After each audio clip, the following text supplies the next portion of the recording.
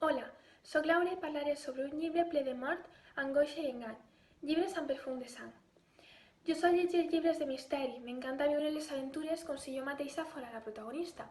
Però, a pesar d'estar acostumada a aquest tipus de novel·les, he d'admetre que vaig passar molta por llegint les pàgines d'esta obra. I no sols crida l'atenció el seu contingut, sinó que la portada no deixa res a desitjar. És el déu egipci tot, el déu de la lluna, els textos sagrats, les matemàtiques, les ciències, la màgia, el missatger de les deïtats, el mestre del coneixement i el patró dels escribes. Em va parèixer curiós que apareguera i per això vaig decidir començar a llegir-ho. I no és casualitat que este déu egipci sigui a la portada, ja que el llibre de tot és un dels grans protagonistes d'esta història. I si t'han entrat les ganes de llegir-ho, és molt fàcil d'aconseguir.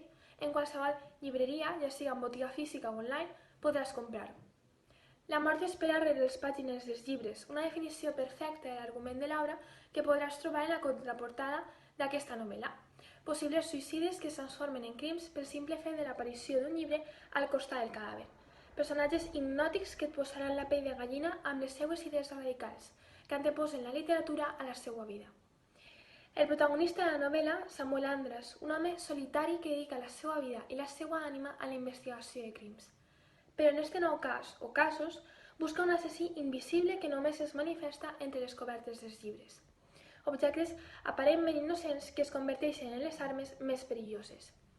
Enamora la forma d'escriure Silvestre Vilaplana, el seu autor, i un dels típics personatges i protagonistes de les col·leccions juvenils habituals. I és que l'autor Alcoyà aconsegueix que Llibres amb perfum de sang siga un llibre terrorífic i horripilant, però al mateix temps passional. No és res estrany a Salvi Vilaplana, que s'ha guanyat el cor d'adolescents i no tan adolescents. Recomano este llibre tant per a les persones a qui els agrada el misteri com a les que no. Si eres un apassionat o apassionada del misteri, disfrutaràs esta novel·la de principi a fi.